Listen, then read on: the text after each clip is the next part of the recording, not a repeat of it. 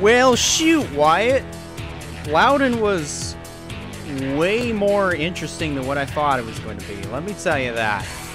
Especially with all the talk about we had in the past with all the short tracks and how hard it is to pass. This was really interesting. This actually was very interesting. Not just with the racing, but with the drama that was on the track. We're going to talk about that right here in the 9th inning. This 9th edition of the Gamers Net. The Gamers Talk NASCAR podcast, as always. I'm Mr. Elijah Leonard, and to the left of me is the co-host Wyatt Walker, who's having an absolute blast over there. He'll probably be having a blast after the show, but that's for another day. Yep, you see that? But we're not going to talk about having a blast. We're talking about Loudon, New Hampshire, whatever you want to call it, man. Holy cow. So that was good. This weekend, man, it was way, like I said, was way more interesting than what I thought. Okay, so like I didn't get a chance to watch the Xfinity race, nor did I really give myself a chance to watch it. But from the looks of things, it looked like a pretty normal Xfinity race in New Hampshire. I didn't get to see the first stage of it. I did get to see like the second stage on. The race was pretty good.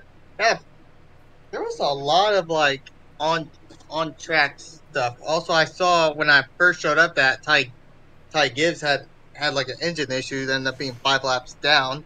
Yeah, I know you're happy about that. That's 2 weeks in a row he had an incident. But then you got incidents happened with Josh Berry getting loose out of turn 2, causing a huge crash that allowed Ryan Sieg to go airborne. Oh yeah, after he got plowed in the back end by Jeb Burton. Yeah, man. Mike Snyder, another victim in that. And then you had the AJ Allmendinger versus his spotter deal coming out of turn 4. Oh boy. I don't know what happened with that, and then just trying to avoid it, Brandon Jones got turned. I forgot Brett Moffitt. All right, so we're back. Sorry about that. Technical difficulties with my microphone. I don't know what happened, but we're back. Anyways, back to what we were talking about with some on-track incidents. Speaking of on-track incidents, I feel so bad for Julia Landauer making her Xfinity Series debut. First incident, she's minding her own business, right? She's, just minding her own business. You have William Byron, who's right behind her, and Justin Allgaier's trying to pass Byron, but he, goes way wide off the corner and just door slant, or just gets into Landauer and spins her around. And the funny thing was, or really the stupid thing was, the commentators were partially blaming Julia for not being closer to the wall, when right in front of her, Ty Gibbs was even further away from the wall. Look at how, go back and look at the screenshot. Look at how much room he had in the wall. A lot of drivers were not even close to the wall, and they have the audacity to say that she was oh, she needed to be closer to the wall. Fuck off! They need better glasses. Dale Jr. is the only other one that actually knows what he saw. Hold on. We're going to have a special guest for a small minute. Do that again, babe. Bruh. That was me. That was me. Apparently, I didn't get to see that. I didn't get to see that or hear that. Allgaier took the blame. He did, and I'm glad he. Allgaier took the blame. I don't even know where Ty Gibbs was involved in that at He wasn't. No, he wasn't. I bring up Ty Gibbs because he was ahead of it, but he was slightly further away from the outside wall. Julia was slightly closer to the wall, but still far away from it. And they said, oh, she needed to be closer up against the wall. But I'm glad Justin took the blame for it, because clearly the commentators have no respect for some of the other teams that are just there. Alpha Prime, as good as they are, they're just there. I'm sorry, but like that pisses. I'm sorry, but I don't think I've ever seen Elijah rage more in a NASCAR in like we do like one of these shows, even if it was a pit stop show. I don't think I've ever seen Elijah rage this much. It pisses me off how of how they'll just like say, oh, like, you know, the smaller team, like, you know, the smaller team is apparently at fault almost every single time. But I'm glad that Justin took blame for what happened. The second incident, yes, that kind of was Julia's fault, because she was trying to get around somebody else on the outside and completely misjudged Matt Mills, who was also to her outside. Still, like, I mean, that was her fault. I mean, she took responsibility for that one, but still, man, Jeff Burnt, Steve Letarte, what the heck, man? You need glasses. Stop getting hammered at the damn bar before you start commentating, and actually commentate sober for once. I'm kidding by that, by the way. They're not actually drunk. They are sober. I'm just saying that because they need to actually pay better attention. Anyways.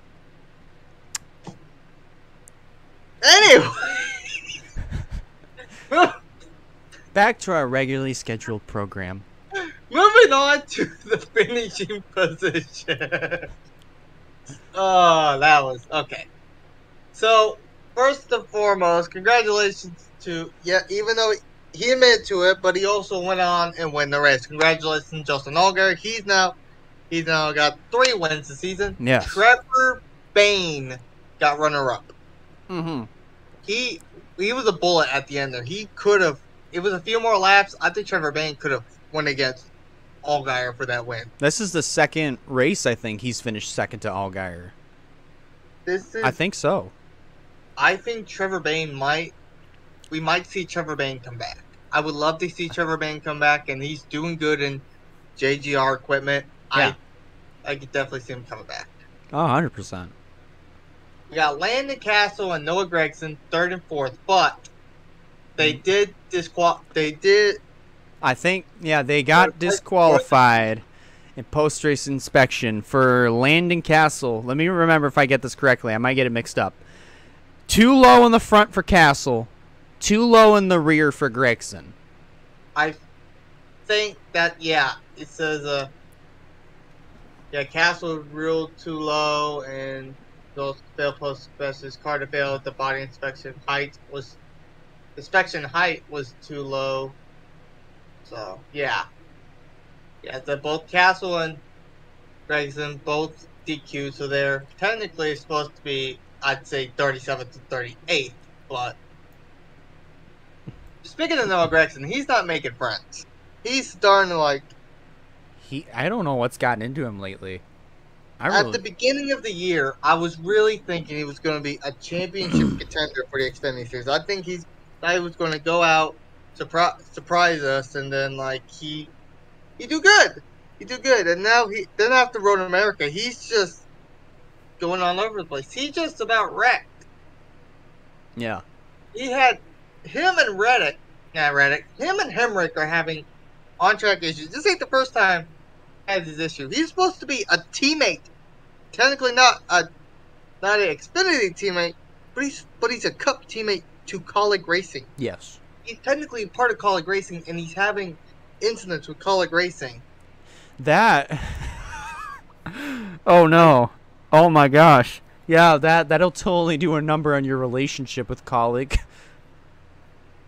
Noah Gregson, I thought, was going to be a guy who's going to be in the Cup Series next year, but the way he's acting right now, I don't know. He's acting kind of the same as Ross. He's acting kind of the same as Ross Chastain.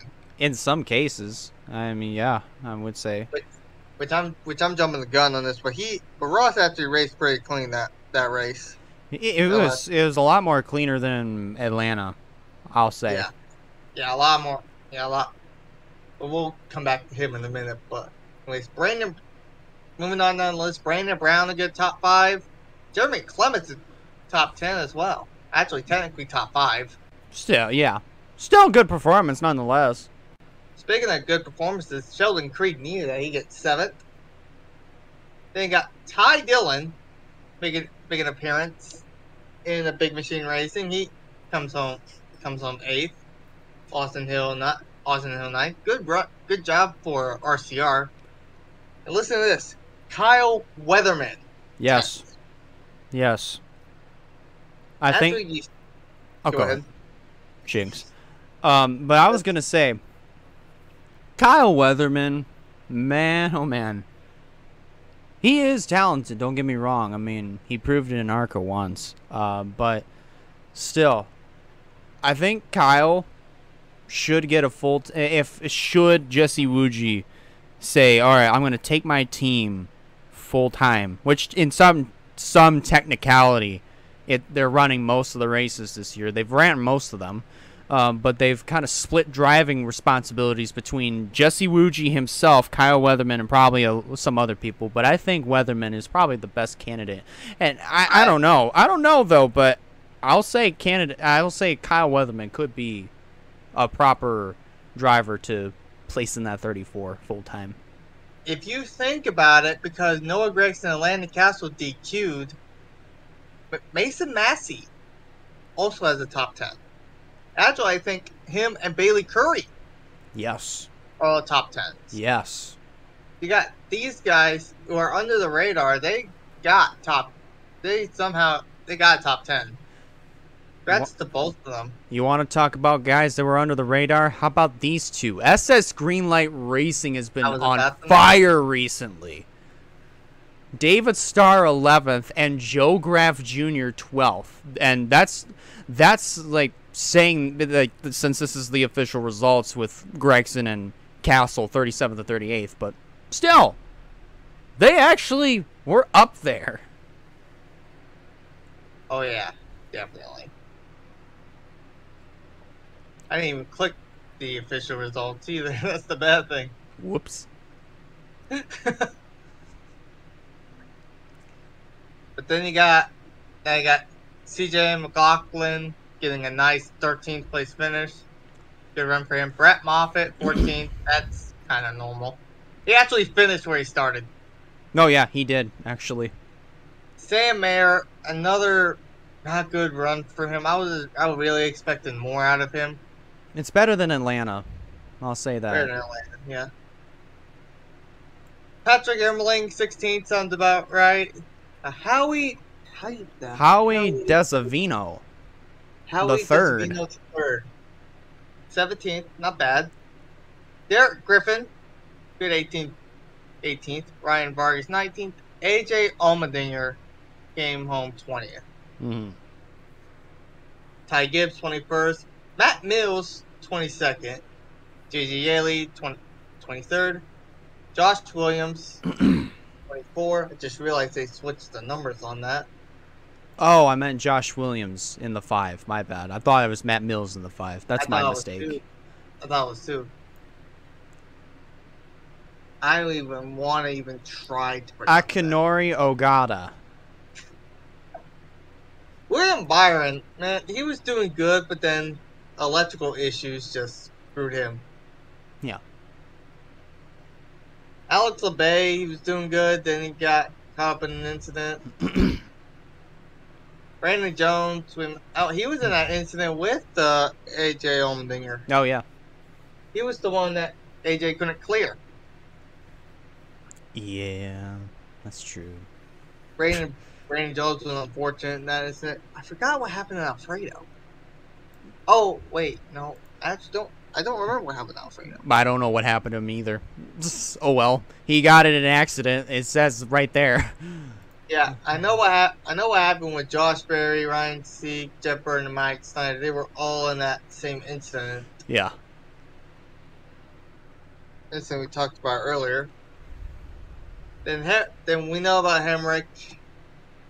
I just think the contact with Gregson just screwed him over a bit. Yeah. And then you got Julia. How do you say that? Landauer. Landauer, rounding it out, and then you got the DQs of Landon Castle and Noah Gragson. I was actually kind of hoping Landon Castle would have won that race. Castle had the materials to win this thing, from the sounds of it. Oh yeah, and now that you say that, you know, Chastain hasn't been, not Chastain, sorry, Gragson hasn't been making friends. Now that you mention it, I do remember that incident between himself and Hemrick, man. I now remember that. It's like it's pretty clear in my head. Well, it wasn't Gragson that did get into Hemrick though. It was Hemrick that was racing Gragson, and then he just bumped Gragson and just turned him by accident, and it was just a racing deal. So looking at the playoff picture, Gibbs still leads by four wins. Allgaier now bumps up to second with 3 wins, and then Allmendinger, Berry, Gragson, Hill are still in their respective order. Oh, third through sixth with 2 wins, and Brandon Jones the only still lone win. The lone winner. Mayer with 151 points ahead. Herbst 132. Hemrick 104. Sieg 78, and then Landon Castle 61. Man. Brandon Brown 61 below. Sheldon Creed 63 below. Anthony Alfredo 69 below. Nice. And Moffitt 79 below. Yeah, so, okay. I mean, there's still a handful of races to go. Like, hands down. My thing with this is, right now, if the regular season finale were next week, or this coming week, and should Landon Castle have the absolute worst luck, Brandon Brown has a chance. Agreed. I still think probably by race. I'd say is Expanded running Darlington again? I think they are. I think by Darlington, depends on how many points they have. I think Mayer and Herbst should be able to lock in. Yeah. 100%. I think they'll be able to lock in without issue. Yeah. Hemrick may lock in at like the next race. Then Sieg might too, but it'll just come down close to the end there. Yeah. They still have 8 more races left, so. There's still 8 more. Okay, so let's move on to the race that I think had probably one of the biggest question marks. The Cup race. Oh my gosh.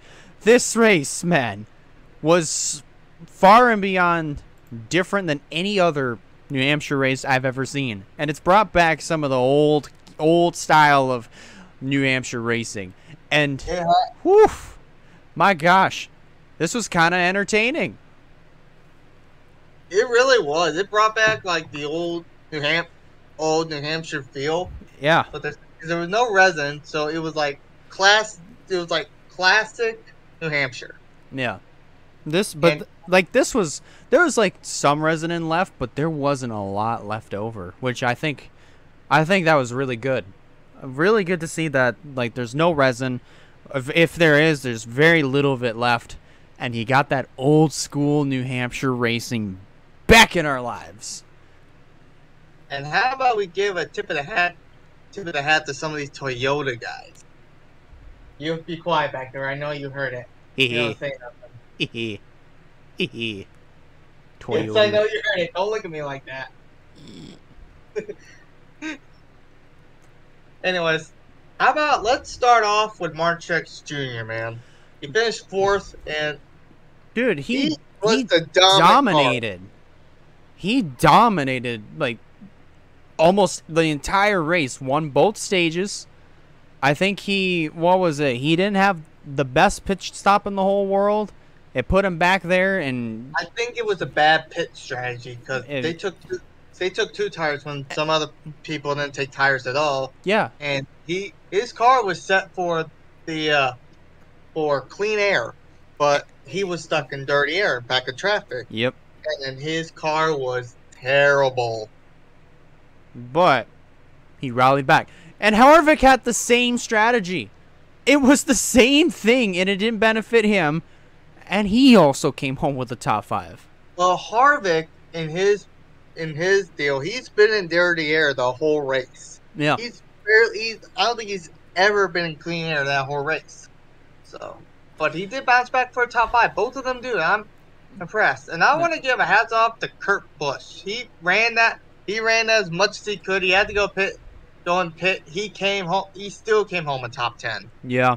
I really thought Kurt Busch was going to eventually have this in the bag at the end. But let's talk about some of the on-track drama. Before we get to him, let's get to some of the on-track drama, some of the incidents that we had. Lap 5, man. We weren't even 10 laps in. And it was a crash on lap 5. And it involved BJ McLeod, Alex Bowman, which I felt bad for. Josh Bilicki, and Ty Dillon. We'll get to Ty Dillon in a moment. But, man, those 4 guys, man. Lap 5. Lap 5. And and also I think BJ McLeod and Josh Bilicki were just innocent, and Bowman were just innocent bystanders, because how that was going was like, it looked like Haley was trying to make a move. I think it was on Harrison Burton. I don't remember who the other car was, and he was going down trying to diamond it, and then Ty Dillon was just at the wrong place. Yeah. He gets he overcorrected. And then Alex Bowman went into him, and I think Josh Bilicki went into Bowman, and BJ McLeod nowhere to go. Gets in the back. And I felt bad when that happened. Here's another driver that I think deserves his own highlight reel. Kyle Busch on ice. Kyle Busch was spun by himself twice. No contact. He spun by himself twice, which I saw there was a post saying like March X Interstate's batteries, and then you got Kyle Busch in the wall, just like this. I think it's the DeWalt sponsorship that screwed him over. I don't know. He's not had good luck with that DeWalt sponsor. No, by no means necessary has he had good luck at all. But still, you have to admire that he's stuck with it, and he came home 12th though. But I'm still gonna laugh. About Kyle Busch spinning out twice, and I'm gonna call that Kyle Busch on ice. That was pretty cool that Kyle Busch was able to rally back. Kyle Larson came back to 14th. He was running down Truex for a bit there. Yeah. How about we give an attaboy? This is going to be random for me to say, but give an attaboy to Bubba Wallace. He's been top 10 that whole race. That's probably one of the most competitive. I've seen Bubba Wallace. The most competitive Bubba Wallace has been all year, personally. That is not counting a plate race. I'll say that. Yeah, definitely not counting a plate race. And okay, let me correct myself here. Charlotte, he was actually pretty competitive, but he wasn't up inside of the top 5, top 10 area the entire race. Like consistently up inside the entire race. And it's not like you weren't able to not pass anyone. We've seen a lot of passes. We've seen a lot of like side by side action with a lot. I think I've seen the camera more action between Ross Chastain and Denny Hamlin side by side than anyone else. And here's something else that I think that is also old school. The bump and run is back, baby. At New Hampshire, of all places. Like, I'll give you an example. This also involves Denny Hamlin. He's racing Brad Keselowski. He moves Kez out of the way, moves him up a lane, and gets on by him. I've seen also on the straightaway, I've seen who was he racing? I think it was Kurt Busch. He made contact. Oh yeah, Chase. Was trying to Yeah. get there, made contact with him. Oh yeah. Oh my! But Here's another one that I think was probably the dumbest thing I've ever seen. Austin Dillon versus Brad Keselowski on the back straightaway. What caused that? we still don't know. No one knows. Like, here's the thing. You see the incident. Like, Austin, he's pissed about something that Brad did. Goes up, bumps him, and then Brad, like, I don't know why I don't know why he did that, but he just like yeet. Tom. I saw this TikTok like memeing the whole thing. Like, Brad's just driving along, and then Austin Dillon, thunk. So you have chosen death. I believe that. And Keselowski still came back with a did. 7th place finish. And what really upset me was Austin Kim asked Austin Dillon, like, what happened? And he's just like, oh, you saw it, right? You know, we've been running into each other, you know, a lot recently in the last couple of years. Like, bro, she asked you what happened. You did not say what happened. You only brought up what happened when the caution came out.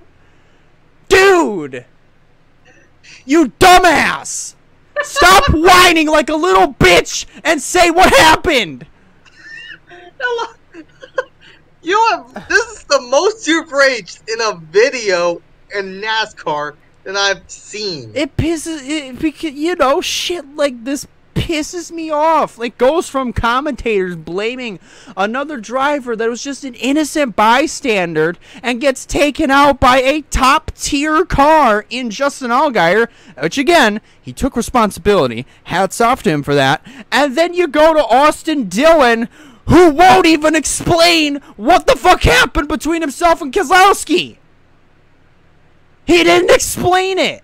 He just said, "Oh, you saw what happened, right? You know, we've been running into each other a lot these last couple of years. Like, we didn't run good. We don't deserve that." And what? He didn't even say what happened. He was just like, stop whining, dude. Stop crying. Not trying to be mean, but the way you kept doing it, you were just reminding me of like a white rapper. My gosh.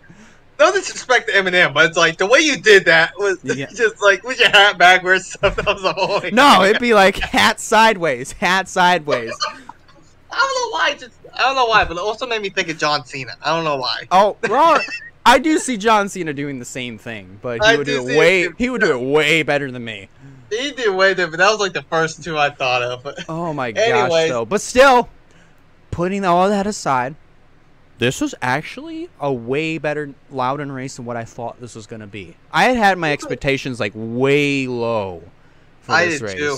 But I did not think we were going to get many passes, but man, the bump and run is back. Anyway, let's just start off by, I think I should say this. Congratulations to the fellow Oklahoman.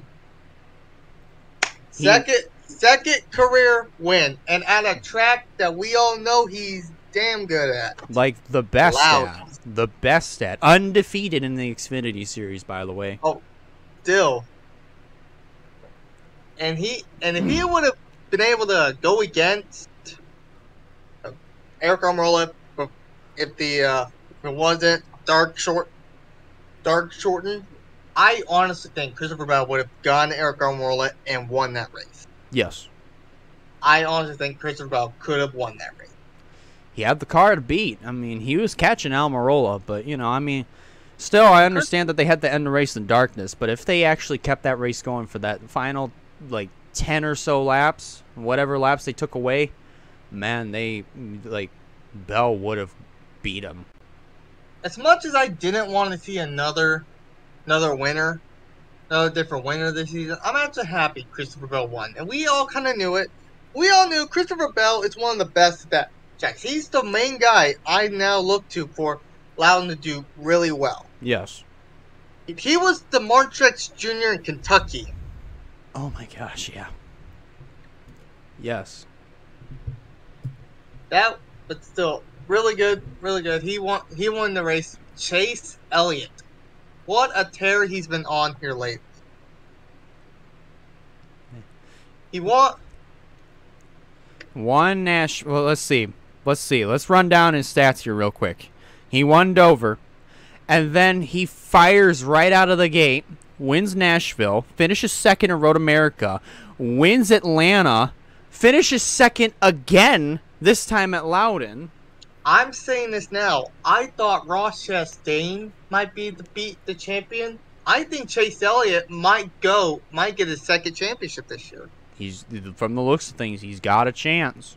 Here's what I'm thinking about this, and we look at the championship. We have 2 spots left for the Cup Series, by the way. We have 2 spots left that does not have a win. Yeah. 2. Only 2 left. And even looking at this, I don't even know how to make a playoff prediction. Like, I don't know who's going to get eliminated. This is the most crazy and random playoff grid. I would love. Everyone's going to be different. There's no way everyone's going to be the same. Yeah. If it starts now, I don't even know who the first 4 are going to be eliminated. I think if I had to take a wild guess, I'd say Cindric, Bowman, Suarez, and Kurt Busch, maybe? I don't know. It's hard to tell. I honestly think maybe Kyle Busch. Okay. My thing here is this. Here's who I think would probably... If the chase were to start now, and the elimination race was Michigan... So that would be interesting. Here's who I think would be eliminated. I think easily right off Kyle Busch. Sorry, but with as much pressure as he has had on himself ever since, like, this whole year began, and he had just been running running in the absolute pits of dog turds. He hasn't really been doing all. And even with the rumors of him potentially leaving Joe Gibbs, even though Joe Gibbs wants him to stay, but at the same time, Mars leaving, and they're still trying to look for a sponsor for him. He's not doing all that well. So easily, he's a write-off to be eliminated. I don't think Kyle Busch should have won that.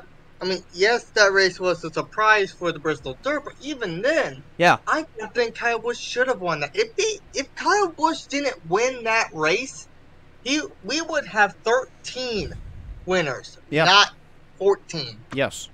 Reddick would have 2 wins by now. Yeah. Just think how much that would have shooken off. That would have made a huge difference. But yeah, Kyle Busch easily a write-off to be eliminated. I think Bowman's another one. He's not having. He was doing good firing off at the beginning. Now he's starting to. He really fell off. He really fell off. Austin Cindric, he's a rookie. What else can you expect? Yeah. I hate to say that about Austin Cindric because I recently became a fan of him when he won the Daytona 500 this year. But as good as he's been doing, I don't think the performance that he's been putting on this year is going to be good enough to carry him on into the next round. So I'd have to write him off. And we can't tell between the others. I mean, like Tyler Reddick's kind of having an on and off season. But I think my thing with Reddick is that I think he could make it to the next round. I think he can too. He's got the potential. As far as Suarez, I don't know. Suarez is just the question mark here. Suarez could. I do kind of think Suarez can make it. He has the speed. Yeah. Trackhouse has had really good speed. Ever since the season began, they've had great speed. Yeah. Like, they almost won Fontana. They almost won Vegas, Phoenix, Charlotte, Atlanta. There's a good number of tracks that they could have won at with either Suarez or Ross. And think about the tracks coming up in the playoff. I'm actually going to pull. I have it right here. I'm actually going to pull the rest of the schedule right here. We still have road courses left. We still have like short tracks. We still have some short tracks. We still have some tracks that we could be surprised at, though. I mean, I'm looking at it right now. Pocono's still a question mark. It would not surprise me if a track house started running good there. Indy road course. Both of them's been dominant at road courses. Yeah. Watkins Glen, same thing. Yep. Suarez got a stage win his rookie season at Watkins Glen. Yep. And then you got Darlington. Ross Chastain's the guy we keep an eye on Darlington. Yep. Kansas. Yep. They ran pretty good at Kansas. Yep. I don't know about Bristol, but just even still looking through this. Texas, Ross Chastain was running up there till he got involved in that wreck. Yeah. That crazy wreck. I think he would have had a chance to win that race. Talladega, wildcard Ross Chastain won that race. It could be either or. Charlotte, road course. Trackhouse could be surprise winner to any of these. Let's see. You just never know. We never know. But Vegas. Homestead's also a wild card. We don't know how that's going to work either. Oh, yeah. Yeah. Martinsville. We don't know. Here's the thing about Bristol, though. They ran Bristol at dirt. Coming up in September, they're going to be running on the concrete. We don't know how they're going to do on the concrete. That's the if on that one. That's where the money thing is. So I know Ross Chastain's going to do good in the round of 16. I feel like he's going to do okay in the round of 12. He just needs to survive the round of 8. Suarez, I think he's going to be doing good at the other two tracks, so Bristol's got to be the money. Bristol has to be the money race for Suarez, 100%. I don't see any other racetrack that Suarez could win at, other than the potential win coming at Bristol. I mean, he's got a chance. I mean, I know he ran up front in the Bristol dirt race last year, but this is a little bit different because we don't know what the next gen cars are gonna do on the concrete at Bristol. We've yet to find out. Bristol's the fastest half mile. Yes. Still. Yeah. So it will be an interesting challenge to see. Mm-hmm. All right. Oh my goodness. Okay, so I guess since we are talking about playoffs, let us move ahead to Pocono, baby. How about we talk about some silly season stuff we just hear? That's recently. right. I forgot about that. Let's move away from Pocono for just a second. Let's talk about the silly season stuff. Oh my. Where do we begin? Do we start off with the good / awkward or the bad / awkward? I'd say, what's the bad? I forgot what the bad. Oh, yeah. Do we want to do we just want to dive into the bad? Let's dive into the bad. Ty Dillon will not be returning to the 42 car after this year, which sucks really bad. Because like Ty, I feel like this is probably the best Cup team for Ty. I mean, irregardless of like how bad how some bad races that he's had, like he's actually run better than he has at Germain. He's run better than he has at Gaunt Brothers. Germain is probably right up there, but still, but like. like it's like somebody was saying like, oh, like Ty Dillon's like nowhere to be seen. He's running in the back all the time. It's like, dude, shut up. Like I had to block that dude because like it looked like he just smoked 3 blunts of weed and just drank like 7 cases of beer before he did that TikTok video. It's like, dude, shut up. You don't know what the fuck you're talking about. Anyways, and this is the same guy that said that Rich Childress needs to sell his team to Dale Jr. Anyways, I don't say team. Maybe if you can't find anyone for the 8 car, I'd say the charter, but not the whole team. Not the full team. Probably sell the charter, but not the entire team. But yeah, Ty Dillon. Going back on Ty Dillon, man. Like, this sucks. He can't catch a break. He cannot catch a break, man. This guy, man. Like, listen, like as much as we pick on Ty Dillon, this sucks for him. Like, it does. Like this really sucks because like I feel like he's got enough. Like with this next gen car and with Petty GMS. And this being potentially like the C+ team, he's got a shot to win. Like if he puts listen, if he puts himself in the right spot at the right time, he has a shot because we've seen with this next gen car, some teams will start out at the front, and then like say a caution comes out, some pit strategy sets them back. And it becomes difficult for them to come back from it. Unless if they have a really good car or a really good pit strategy that puts them back into the picture. Yeah. I thought that was a great place for him. I thought that he would have been happy. They would have run good. I would think that they would have let him go like a couple years from now, but I didn't think it was going to be like a 1 year sucks. And I didn't think that either.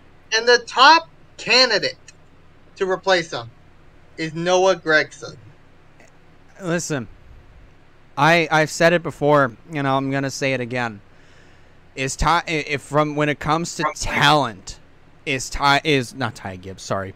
Is Noah Gragson ready for Cup? Yes. Talent, yes. But is he ready like mentally and emotionally? No, he's not. He's not. I'm sorry. But he's not ready mentally or emotionally ready. Because Road America is the perfect example of why he's not ready mentally or emotionally yet. I don't know what else to tell you. I really don't. So other than that, I don't know who would be a perfect candidate for the 42 other than Noah Gragson. So now that we're done with Ty Dillon, let's move over to the good and awkward. I think this is when it comes to awkwardness, this is way worse. This is probably one of the biggest bombshells we've heard for a while. So Tyler Reddick is confirmed not next year, but the year after, 2024, he is moving to 2311. Do I dare bring up the statement that RCR had put up? Do I dare bring this up? Hold on, let me see if I can pull it up. Richard Childress was not happy with this. No, he was not. Here's the statement. We are proud of the success Tyler Reddick has found at RCR. We're focused on winning a championship in 2022 and 2023. And here's the key. Although timing of this announcement could not be any worse. He wins at Road America the week before. And then, surprise, surprise, Denny Hamlin got his driver. He got him. So now here's the thing. This opens the door to so many other silly season predictions between now and 2024. and it's going to be between both RCR and 2311 because we don't know if they're going to make a third team. We don't know if it's going to replace Kurt Busch. We don't know if Kurt Busch is going to stay for how many years. We don't know if it's going to take over to 8. So we don't know if 8's going to go to Junior Motorsports. We don't know. So basically, here's how this is going to go down. Kurt Busch, basically the agreement that Kurt Busch has with 2311 is that he can actually race for them as long as he wants to.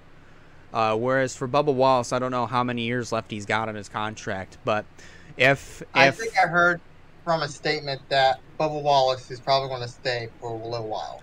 But I think Bubba Wallace is still going to stay. So if Kurt Busch retires next year, that leaves the door wide open for the 45. But if Kurt Busch chooses to stay for another few more years, the third car, apparently, some people have come up with concepts for the third car. Some people have numbered it like 32 or 67 because, you know, they've been going for like 23, 45, so on. But like 67, though. That doesn't quite fit personally to me. I think best fit would be 32. I agree. Yeah, 32. 30, that was 32. The original number I thought. Yeah. That was the original number I thought that Kurt Busch was going to be driving instead of the 45. But no. Here's the. So you bring up Kurt Busch in the 32. You want to know the ironic thing of that is, he finished second to that car at Darlington in 2003. To Ricky Craven, who was also in a 32 car. And when it comes to the 45, I know I mentioned this before, but like, I think Kurt Busch has even had a run-in. No. It doesn't have anything to do with Kurt Busch. Denny Hamlin has had a run-in with Kyle Petty before. And guess what number he's got on his team? 45. 45. So the coincidence is so real, man. Like, or the irony, whatever you want to call it, man. Like, it's real. But no, like, with this, I think this helps. I think this in some way helps Tyler Reddick, because now he knows where he's going. So he can just chill at RCR all the way until the end of his time there and go to 2311. I think this might slightly benefit him, but it's going to hurt RCR in a big way. Oh, it's unless if they don't find another driver that is just as good, if not better, than Tyler Reddick, they're gone. Like, why would you? Because, like, you can't find much. Because, like, this is no disrespect to Austin Dillon, and I'm not trying to put him down, but Austin Dillon, as much as he runs up at the front, whenever he's in the right spot, he can't really seem to get the job done. And again, I'm not trying. It's not a knock on Austin Dillon. It's just that it's like a B- performance for him. It's like B- for him a lot for Austin Dillon. And but for Tyler Reddick, I say it's like he's like an A- driver. So I think you take a B- team and put an A- driver in there, you've got results in Tyler Reddick. You take an A- driver and put him with, like, say, if Kurt Busch retires, an A- car in 2311, that's an A+. That, yeah. I expect a lot from Reddick in 2311. Yeah. 100%. But, yeah, I don't even know what RCR's plans are going to be moving forward. I also think, like, they'll be keeping an eye on the Xfinity guys. The main guys I think they're going to look at is both Sheldon Creed and Austin Hill. Yeah, they're going to be looking at their own guys. And I think... Don't forget count out Ty Dillon. Never count out Ty Dillon. Because, I mean, it's really interesting to me of how he's able to drive for his own grandfather in trucks and Xfinity. But not Cup. Well, in some technicality, no, that's a lie. He did race for his grandfather in the Cup Series. But that was only like 2014, I think, was like a one-off appearance. And then 2015 another one-off in the Daytona 500, and No, some well, part-time throughout the season. Sorry, I meant that's what. He ran. I know he ran good at Michigan in 2015. Yeah, he did. I mean, but I think that was more solidified because of the package that they were using at that particular time, which was awful. Was an awful package. I don't know why they even came up with it in the first place.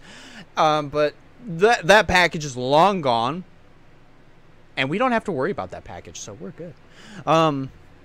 But no, so this is. But yeah, again, this opens the door to so many predictions, silly season predictions heading into. The rest of this year and by the end of 2023, heading into 2024. Yeah, I'm just looking at my notification right now. I just see Eric Easter put out a video about Kyle Busch talking to other teams and Ty Dillon's announcement. Oh, so I mean, I think I saw that Kyle Busch is talking to other teams. Just in case, but that's not a good look for Joe Gibbs. Oh, that's not a good look for him at all. Here's the thing, though. That just opens the door. Also, talking about Kyle Busch not having a full complete ride yet. Yeah. Does that mean that they are not ready for Ty? They're saying Ty Gibbs is not ready for Cup, but will that actually force Ty Gibbs to move up in the Cup Series?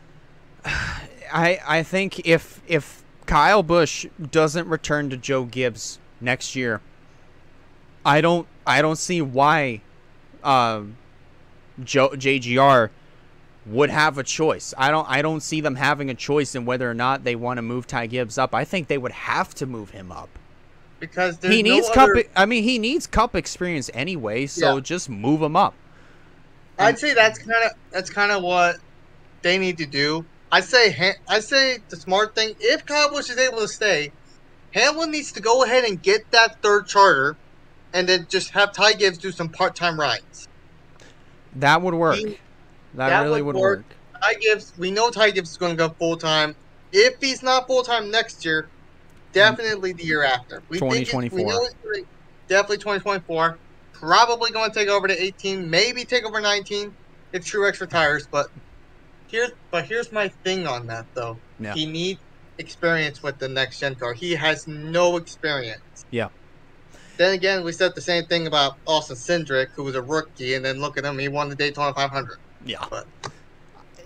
But my thing with this is this. Like, it's even the same thing with Harrison Burton. Like, this is his first year in Cup, and look how well he's doing in the next-gen car.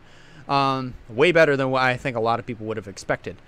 But if here's my thing with how the standard should be now. If you actually want to get up into the Cup Series full time, and if you actually are serious about it, you need to get some Cup races under your belt. And exactly. It has been that way for years. But I think it is, with this next-gen car being completely different from an Xfinity car or a truck, it's way more important. It is. So they're different. They're different. They're basically the same car, like the same family of car, like stock car, but sequential shifting wise. Well, it's like shifting wise, it's different. Aerodynamic wise, it's different. It's the next gen car or Gen 7, whatever you want to call it, is way different than an Xfinity car or Cup car or even the Gen 6 car on back. This is like it's really important nowadays to get some Cup experience under your belt. If Kyle Busch does not get a stay at Joe Gibbs, and if he has to move somewhere, I'd say we thought Ryan Preece would be the top candidate for the 10. Kyle Busch should be the top candidate for that 10 for Stewart-Haas Racing. And it's not a bad team. That could actually help Stewart-Haas Racing because you look at the drivers they have. No offense to any of these guys. Eric Almirola, even he's questioning retirement. Eric Almirola is questioning retirement right now. He's not sure if he wants to retire. I think eventually, I think it's gonna be kind of like what Jeff Gordon was like. You know, retire. He's like, oh, this is the year I retire. Then all of a sudden he goes out and just starts winning races. Like, you know what? I think I'm gonna stay. Yeah, but then it's like now you got Kyle Busch in the 10, and then you got Kevin Harvick, two veterans, Harvick and Kyle Busch. Both of them. I think Harvick is gonna. I still think Harvick and Truex are both going to retire in 2023. That is my prediction. Ryan Preece may take over the 4, but the 19 is a question mark. We don't know who's going to take over. I honestly think if anyone should do it, if John Hunter Nemechek is taking another year in trucks or takes over to 54 Xfinity, I think he's the next one that should move up and go to the 19 in my prediction. Yeah, I mean, it is possible. I mean, anything is really possible at this point. Ryan Preece. Here's my thing with Ryan Preece. Remember back at the beginning of the year, he was announced as a relief driver for all 4 of the current SHR guys. Agreed. I think that also includes Herps in the Xfinity as well. It does include Herps. So I'm thinking, should Almirola decide to move forward with his decision in retirement, top candidate for the 10 car, me personally, Ryan Preece is the perfect candidate for the 10 car, because he's already a part of the team in some technicality. So of course it's a no-brainer. This should be a no-brainer for Tony Stewart to just plop him in there. But if Kyle Busch is not returning, he's another candidate. He is. But I mean, like, of course, that's my thing with this. Is like, should Kyle Busch not return? Of course, he is the next best candidate. Like, not even second to Ryan Preece. Like, he's above Ryan Preece. Like, way above him. I agree. So, I would hate to see that happen, but from a business standpoint, it's necessary. And think about Noah Gragson if he ends up going to the 42. That leaves a spot open for Junior Motorsports. That brings me to the number 1 candidate for that ride. I think it's Zane Smith. It has to be. Zane Smith, in my eyes, is the number 1 candidate. He's ran for Junior Motorsports part-time, and I think it was 2020? Was he 2020, 2019? 19. 2020, he went full-time in trucks. Yeah, that's right. So, it's no surprise that this is lineup, and it's going to be a surprise on that. Oh, yeah. 1,000,000%. We'll have to see what the future holds, because silly season is starting to get really silly. It's getting not just getting silly. It's getting spicy. Speaking of spicy, let's move ahead to Pocono, because now we've got ourselves a fight on our hands in the Truck Series. This is the regular season finale for them. Like, this is for the marbles. This is for the marbles to grab a playoff spot before time runs out. Basically looking at the playoff picture here. Yes, they're still showing Parker Kligerman in the playoffs. Yes, hashtag part-timers in the playoffs. Way to go, Parker. He's not in it, unfortunately, which sucks. But, oh well. Same thing with Corey Heim. Yeah, hashtag Corey Heim for the play. No, I'm kidding. Corey Heim should be in the playoffs as a part-timer. And the same thing goes for Parker Kligerman. No disrespect to either of them. But this is going to be interesting. First off, hold on. Let me actually get the Pocono schedule up. I think it's all three. All 3 series are there. Yeah. Yeah, all 3 series should be racing. Yeah. This week. So, let me get the New Hampshire results and use them as an entry list. But for trucks, again, this is for the marbles, and this is for the money. Well, the money is for the championship, but the marbles are the playoff spots. So if I remember, Go ahead. Sorry. If I remember correctly, let me actually. I need to pull the standings back out because I don't know why I closed them out. I need them. So currently, right, while he's looking that up, currently the 3 people locked in already is Ty Majeski, Christian Eckes, and Carson Hocevar. Those are the only 3 locked in on points right now. Yeah. Yeah. As far as wins, yeah. As far as wins, Zane Smith, Ben Rhodes, John Hunter Nemechek, Chandler Smith, Stuart Friesen are all locked in. Keep in mind though, all 4 of the all 4 of Thor Motorsports are in the top. They're in the top 10 right now. However,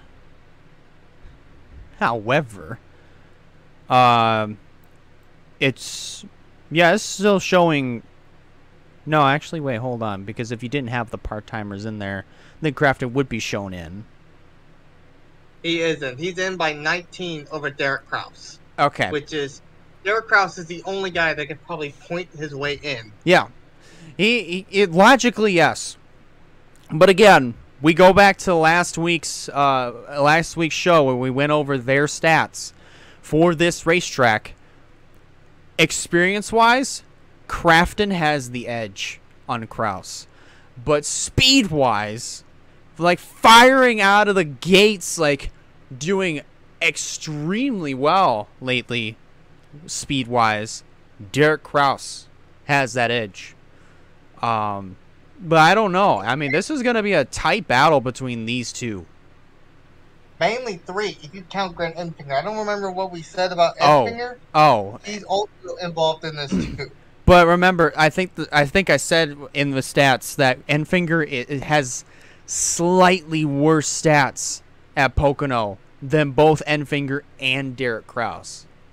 So, I mean, he might have a shot if he's up there, but I don't know about Enfinger, though. I still think it's a fight between Enfinger, Crafton, and Kraus.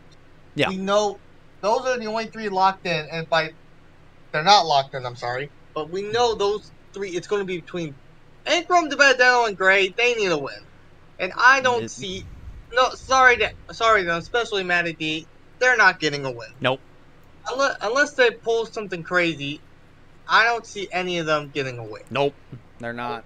I'm sorry, but, like, I really don't see any of them winning unless if they pull some crazy pit strategy to get a win. I don't see it.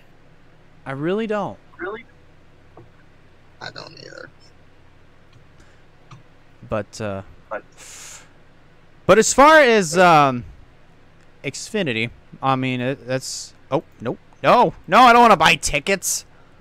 I already got tickets for Michigan, man. Yeah, all right. Same here. Okay. That's printed. So okay. For Xfinity, basically, I mean, I think we might have an idea of what the Xfinity race is going to be like. But it's in the evening. Yeah. It's in the evening, so 5 p.m. Very interesting start time to that. Are they making a Pocono night race or something? What is this? I don't know why they're starting this race at 5 p.m. That's a really weird start time, to be quite honest with you. But Cup, though, the Cup race, I think is going to be the biggest question mark here, because this is going to be the first time that these next-gen cars hit the tricky triangle in race conditions for the first time. The last time we've seen next-gen cars there was during a tire test, but that's just it. We don't know how they're going to handle under race condition. Anyways, exactly. We don't know if they're going to be like. It's a question mark, as it's like you mentioned, a question mark. We don't know. Not only the winner, also like we don't know how it's going to be like. We don't know if it's going to be like another New Hampshire, where that was a good short track, had some battles and stuff. Yeah. Or if it's going to be like a Martinsville or Phoenix type race where there's barely any passing. Mm-hmm. And there's like different and each corner is different. So it is going to be so hard to figure out how to do this. It really will be, to be honest. Like I don't know. Like Pocono should be very interesting though. I mean, if it comes down to it, pit strategy, man, fuel strategy, strategy, I think will be something that we're gonna have to keep a very, very close eye on. Definitely. But I don't really know if there's anything else to add on about looking ahead to this weekend. So I don't think so either. I think we should go ahead and get into our little prediction side of our little show here. So here's how we do our predictions, just in case if some of you guys are new. We give you a driver who we think is going to win.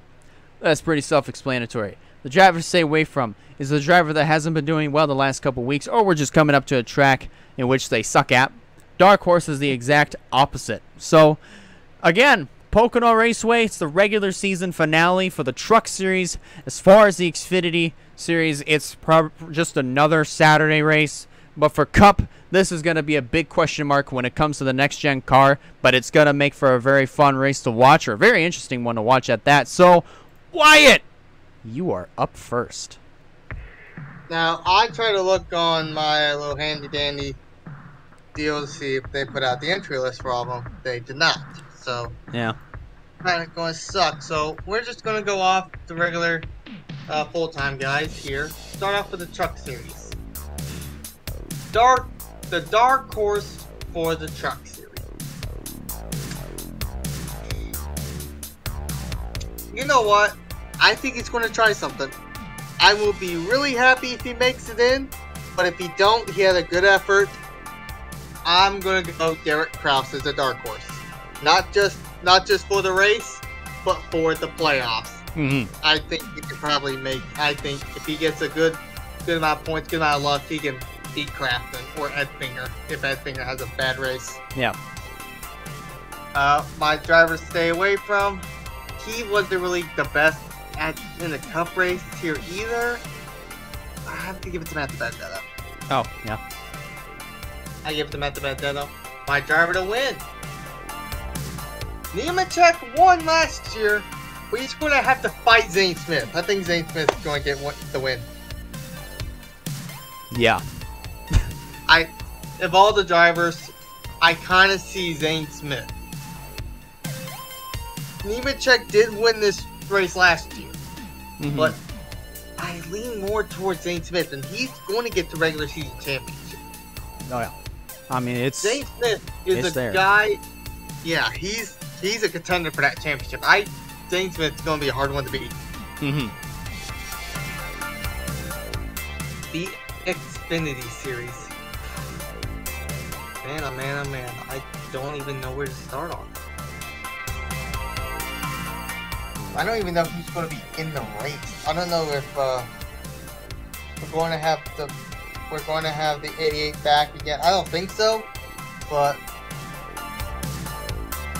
it's always a toss-up for the Xfinity, especially whoever they put in the 18 car. Right. Yeah. I don't know who's next up in line for that. I know Sammy Smith is getting 9 races. So that's probably most season he made. Started Pocono. Or continuous do at Pocono. But Trevor Bayne, if he's in this, he's a good driver. He's sneaky. He's an underdog. Oh, yeah. But I'm going to go with this group right here. My dark horse for the Xfinity Series. I'm giving it to Austin Hill. That's a good one. I think Austin Hill did pretty good in the Pocono. When he raced the Pocono, I think he did pretty okay. So I'm going to give it to him. I don't really see any guys below cut line or drivers that haven't won yet do okay, but drivers stay away from.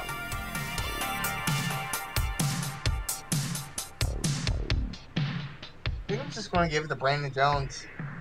No, yeah, Very understandable. I don't think Brandon Jones has done the best at this race, but and here lately he hasn't been doing well at all. Mm-hmm. So I think Brandon Jones is the right fit for this position. Yeah. The driver to win.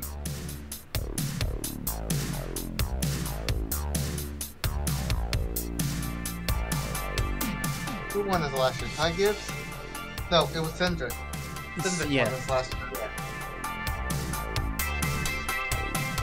Hate to say it, Ty Gibbs. He's the only one I can think of. I can't really think of. Allgaier may put up a chance, but I haven't really seen him, even Xfinity, do great in Pocono. Alright. So I've just pulled up the schedule for Trevor Bayne. He already competed at Loudon, so he's not going to be back until Las Vegas in October. Okay, so it's most likely Sammy Smith going to be in that 18th. Yeah.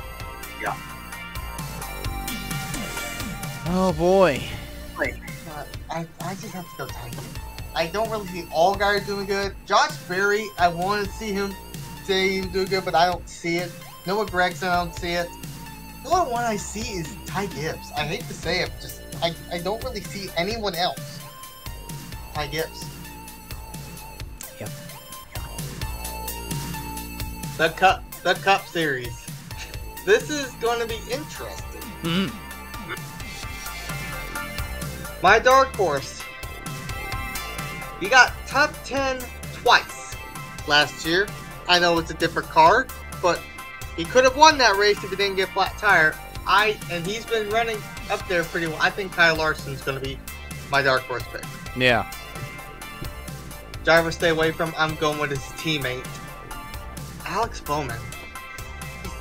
He's been cut. Yes, he won the first race due to Larson having a flat tire. Yeah. But just see how he's running now. He's not doing good at all. Hate like, to say he it. got that win at Vegas, yeah, but it's like since then he's barely in the back. He's just kind of like the driver to win.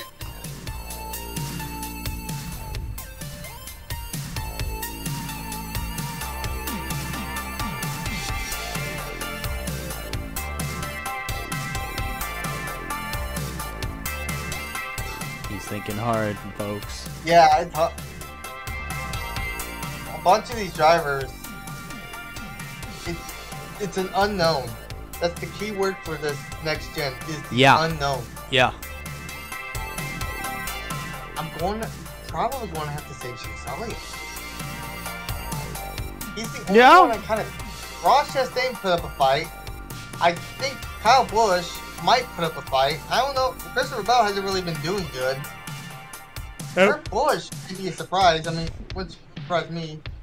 Trackhouse, I don't know. It's always a surprise. Mm-hmm. You can't count out Blaney or Truex. Blaney, they both won. Yeah, they both won. Yeah, they both have. So I mean, I mean, on that list, I would highly say Truex will be pretty competitive. But I'll just have to go Chase Elliott for my driver to win. Well, alrighty, man. This is going to be pretty interesting. So without further ado, ladies and gentlemen, it's my turn. So, unfortunately, of course, unfortunately to you. But here we go for my driver to win. Man, this is going to be interesting. I'm going to probably fire right out of the gate here. I'm probably going to have to agree. I'm going to agree with you on this one and say Zane Smith is going to be the driver to win. And easily will take the regular season championship. Driver to stay away from. Now, this is also going to be a tough one.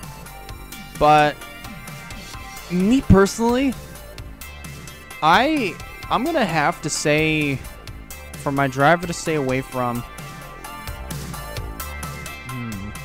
This is tough. Also, I'm going to have to say Dibby. For my dark horse.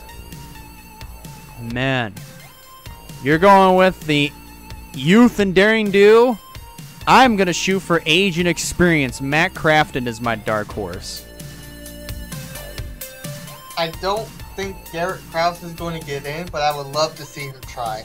Yeah. That's why I picked him. He's going to try. He's going to do everything possible to get in. And so will Matt Crafton and Grant Enfinger. Watch out for those two. Don't count them out. Here we go for the Xfinity predictions. I'm going to heavily disagree with you on driver to win automatically. And, ooh, man.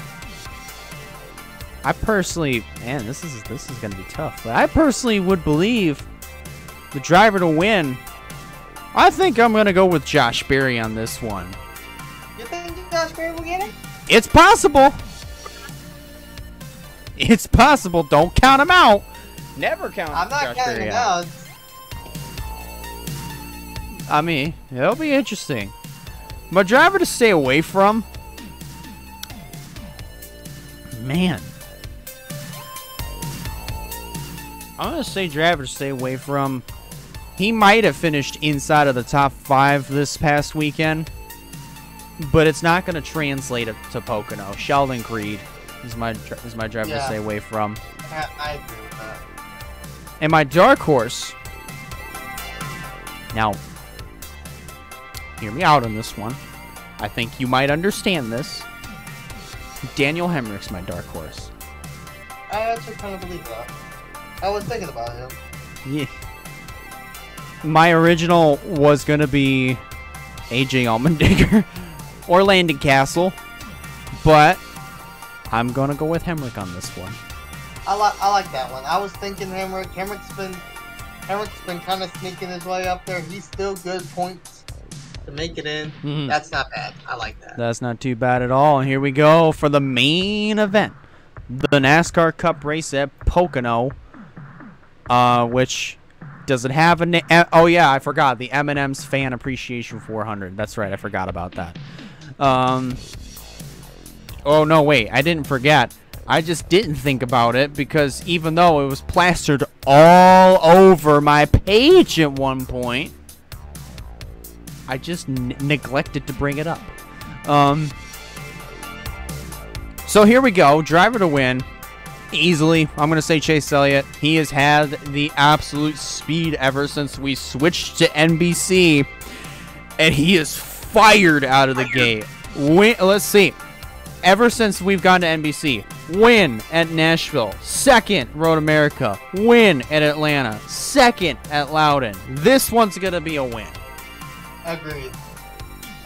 Man, driver to stay away from, on the other hand, ooh, man. Where do I even begin with driver to stay away from? Also, I'm gonna have to agree with this one and say Alex Bowman's the driver to stay away from. I mean, I hate to say it. Like, I don't know if it's that, you know, he's just started to fall off a little bit, or if this is just. Yeah, I don't know if it's just that. I mean, I think he's had incident after incident after incident these last couple of weeks, and he probably has really fallen off. I'll definitely say that for sure. But dark horse, I think. You know what? I'm gonna go down this route here. I'm gonna say Truex is my dark horse for this one. I like it. I like it. I'm saying Truex, and if he has the DeWalt. Not the DeWalt sponsorship, sorry. Well, we could say DeWalt if he has it, but if he has the Bass Pro Shop sponsorship, which pretty high chance if that's the case, watch out! Watch out, brother! If Christopher Bell has the DeWalt sponsorship, watch out, brother! I don't know. I see him do better in the Ream card than I do any others, in my personal opinion. And that probably explains why you have a Ream shirt on, but yeah, I love his Ream car. Ever since he got it in the Cup Series in 2021, when he won the Daytona Road Course in that car, man, I love that car. Ironically enough, both of his wins have come with Ream. Exactly. In that exact paint scheme. Exactly. So in the Xfinity series, other than the Sirius XM win, pretty much all of his wins, minus his first one, have come with Ream. I love Ream. Ream was a great choice for him. I love the color scheme. It fits well with him. Fits well in the 20. He's doing good. Yeah. He's doing good every week. Him and that Yahoo. I love that Yahoo. Oh yeah, the Yahoo car was actually. Yahoo had really come on the scene, and it just blasted into the NASCAR scene with like really good paint schemes. And I want to give praise. You mentioned Series XM. Kurt Busch did real. I love that Series XM car. That was good. That was a really good looking paint scheme. I'm becoming a fan of the Series XM cars. I've seen that put on Truex. I've seen that put on Bell. Just they look good. They really do, to be honest. They do. But alrighty, I think we have reached the conclusion of our 9th edition of the Gamers Talk NASCAR podcast. Wyatt, do we have any final thoughts before we get the Pocono fiasco underway? Let's get this tricky situation figured out. Let's go to Pocono. Oh, yeah, and hopefully they can figure out the Pythagorean theorem while they're there. Anyways, thank you guys a lot for watching. If you liked this video, be sure to give it a like. And if you haven't considered subscribing yet to my YouTube channel, please go ahead and subscribe in order to keep up with some fine content coming out in the near future. And also be sure to follow the Spotify. Follow the Spotify podcast. Like, we're uploading this on Spotify Thursdays at 11 in the morning. I know I've slipped up on it, but still, like, follow Gamers Talk NASCAR on Spotify as well if you listen to this stuff on Spotify. Anyways, that's gonna do it for us. On behalf of Wyatt Walker, Wyatt Walker, I'm Elijah Leonard signing out, and we'll see you in the next one. See ya.